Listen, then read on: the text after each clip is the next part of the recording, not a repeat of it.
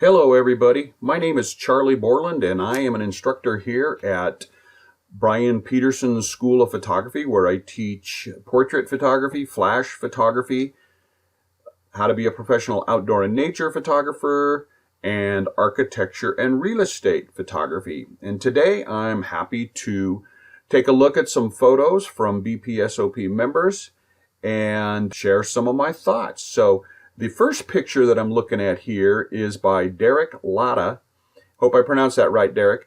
And it's lightning over Miami, and it is a truly amazing photograph, without a doubt. Wow, would I have liked to have been there and got that myself, because I kind of like those types of storms. So I guess the first things I'm thinking about here is that, of course, this is a long exposure type of a photograph where you mentioned here you had to leave your shutter open for 10 seconds each time. You took about 25 photos, and then in Photoshop you combined several versions of these lightning strikes into one image, and I think you did a good job overall. I think it's great. Again, it's an amazing storm and very difficult to get all of these lightning strikes all in one photograph, so thank goodness for digital photography in Photoshop. Back in the early days when I was shooting film, we might be, at the Grand Canyon, for example, during a lightning storm, and you'd just leave your shutter open for a couple minutes and hope that the lightning strikes just kept coming down. But of course, you would need very, very low light level outside, ambient light, very, very low, to leave your shutter open for that long of exposure in hopes that you're going to capture some of the lightning bolts. So today, with digital and Photoshop, of course, it's much easier. So when I look at what you've written here, using a pocket wizard on your camera in one hand to trip the shutter, which is a great technique. I do that myself once in a while. And you're at f22 at 10 seconds. And I imagine the f22 was required so that you could leave the shutter open for 10 seconds and hopefully catch lightning strikes each time you had the shutter open that long. And so, it looked like it worked just fine. Yeah, again, back in the film days, we were with ISO 100. We would leave the shutter open as long as we could, but we would leave it open at about f8. That always seemed to be kind of the perfect aperture for lightning strikes. But like I said a couple times already, we have so many options right now. So as far as the composition and everything, I think this is great. You got the city just down there at the bottom of the photograph in about the lower 25%, and that's perfect for what really is the true star of the photograph, and it's all that lightning that's going on. So I don't really have any recommendations for any other way of composing it, because you're just kind of hoping everything happens inside your frame with all the action. Again, something we don't have any control over. I think it's cool in black and white, but I'm really curious about color. Was the sky really blue from that super long exposure, or did you get any? Now let's see, lightning is not a warm colored light, so that would be bluish in color as well. But so again, my imagination's going here just a little bit, kind of wondering, what's the color look like? How spectacular is that? The black and white's amazing. So again, I think it's a very, very cool shot. You're lucky to have captured this. I think a lot of people wish they could be so lucky to get the same thing. And again, nothing to talk about as far as lighting. It's really composition is the main thing. And then you kind of cross your fingers and hope Mother Nature helps you along with all these great lightning strikes. So congratulations, Derek. I think it's a great shot. The next photograph we have here is by Carl Michalowskis. Hope I said that right, Carl. And again, another very cool picture. Icicle hanging down. And I'm going to guess an out-of-focus tree in the background, which I think really adds some unique dimension to it. But the best part is you do what I call isolating the subject. You're focused on the icicle and the starburst effect, and the background goes totally out of focus, even at f22, which you mentioned in your caption here that f22 is not what you normally would have picked. But it still resulted in a very out of focus background, with you being almost in a macro capacity here. And in fact, that is a macro looking shot. So I think it's good. I think the blue effect, which I'm going to guess is from the blue sky, adds a lot of cool dimension to it. But clearly the icicle is the star of the photograph, with an added bonus, or icing on the cake as I like to call it, of the starburst. And it takes f/22 to get that to happen. And the cool part is, it doesn't look like the sun's in your picture. You've got starburst, it appears, coming from just the light that's hitting the icicle at the bottom. And I could be wrong. I think the sun would be a little bit more blowing out the whole thing if that was in there. So I'm going to assume it's refracted light, or I'm not sure if that's even the correct technical term, for the sun hitting the bottom of it and then creating the starburst. Now, this can be done in Photoshop, but it doesn't look to me like you've done that. And so it looks like it's all one shot, and very cool in that respect. I don't think I have any recommendations for anything I'd do any differently. I think, it might be a little cooler if you didn't have what I'm assuming, again, is that tree in the background and you just had the blue sky. Then it's a little bit simpler. But then on the other hand, it's adding a lot of nice out of focus shape and texture to the background that really just helps support the star of the photo, the icicle. So once again, I think this is very, very cool. Like your technique and your strategy for it, and nice job. Okay, so for our next photo here by Amalia Salinas, we have a geometric shape from a building. First thing I want to say is very, very photogenic location for sure. I like what you did here. So the question I have, though, and this is not anything that needs to be answered, it's more rhetorical, but it's like, what's the star of the photograph?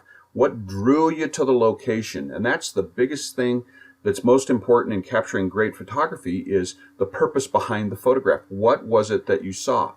If I was to look here, I see the windows. That's very cool. You could make some amazing shots of just the windows and the posts and that sort of thing. But it's also the I don't know what to call them, but the trusses, or this, it's not really the ceiling, but the top of the photograph. That is very photogenic as well. So my thought is, how can you use all of this to create something very, very dynamic? So I like what you've done here, but I also always like to imagine myself there and what I would do as far as moving around, looking for angles, all that kind of stuff. I might move closer to the center of the ceiling, which is just cut off at the top of the picture, and I might then face the building. And this, I don't know what to call it, but I'm going to call it a beam that's on the upper right corner that's holding up the roof cover structure. I don't know what to call them, sorry.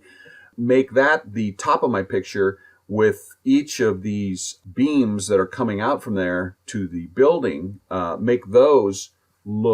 Make it spread out in a uniform pattern. So in other words, the center of the photograph is at the center of the center of the roof or ceiling is in the center of my photograph, with each of the trusses or beams that are coming out of that center going left, going right, going forward, and that sort of thing.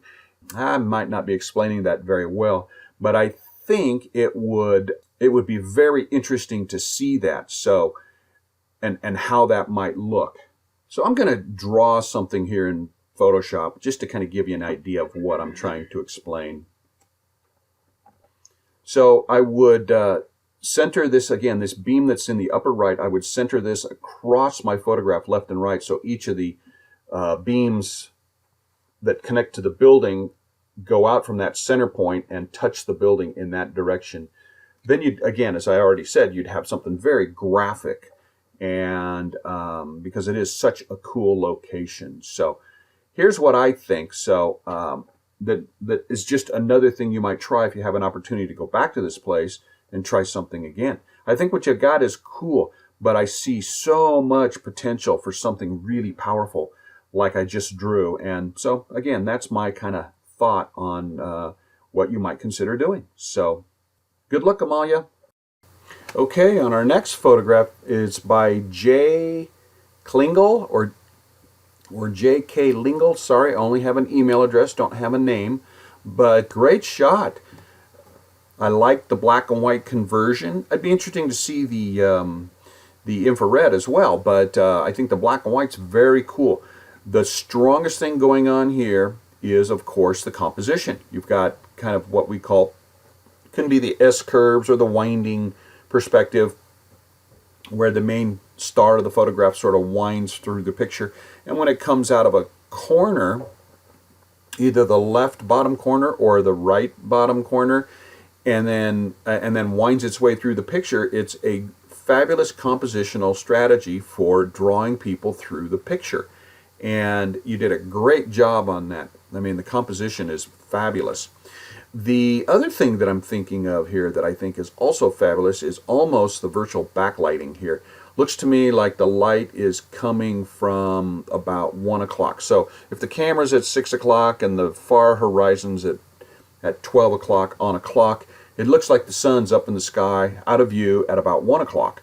And so maybe 2 o'clock. But it's very, very powerful. It's a whole different way of lighting, or at least lighting applied to a landscape, when you can have side light from either side or foreground light. Backlight like this really creates a lot of contrast, which we see here, but also really emphasizes the texture of the grasses and stuff like that, because they become, in some cases, almost translucent. This would probably be very powerful in color, just a regular color photograph. But again, the black and white is really, really strong. And so it's a fabulous photograph. And then the sky being darker, and then the upper left corner being dark also helps. Well, that's probably the result, again, of the sun being closer to the 1 o'clock, 2 o'clock position, or appearing to be, than the other side. And so it's always going to be a little bit darker over there. But then again, maybe you darken that down a little bit. It's a good strategy, whatever it is, and helps add a lot to the picture. It also sort of keeps the viewer down here in the foreground, winding through the picture by following the flow of the water. So I think this is very well done. Fabulous composition, taken at very good light. And I think that the black and white conversion just made it even cooler. So nice job on that. Okay, our next photograph here is by Barbara Stansek. And again, another beautiful image. This is very interesting because it's almost like there's a spotlight hitting the bird. In fact, that's exactly what it looks like. And I'm going to assume it's natural light, but once in a while, I'm surprised to see the people using flashes outdoors for this type of subject, although it might be pretty hard to do because it appears the bird's just sitting on a rock, which might be, you know, in a river, in a lake, or something like that. And again, I'm guessing, I'm not there. But the lighting is very, very interesting as it comes down in a sort of spotlight effect on the bird. And that's pretty cool. And then, of course, the bird doing what it's doing, as you mentioned in your caption, with its beak on the inside of its wing, and then the shadow that's created from that. That is certainly interesting and unique. I think also that the exposure that you chose, a very fast exposure, which for the most part helps block out that background and make it go dark. And it's a way of setting the exposure pretty much for the highlights only, which is that light coming down in a spotlight effect. And so I think if you had been at a brighter exposure, you'd probably have the white part of the bird blowing out, you know. So I think you probably were a little bit challenged here when it came to the processing. Preserve the highlight detail, but let some of the shadows go. And of course, with digital, we can work on that a little bit. So, but I think your interpretation when you process this is pretty well done. It's all about the bird, and it's all about the bird and its neck and the inside of its wing. More than anything else, the background is completely irrelevant to the picture, other than it helps make the bird separate from the background. Otherwise, it's all about that action there. So, again, very cool shot. And an interesting lighting situation. It'd be fun to have been there and seen that and then figure out ways to deal with it. So, you did a great job. So there you go. There's some critiques this week from me, Charlie Borland, BPSOP instructor.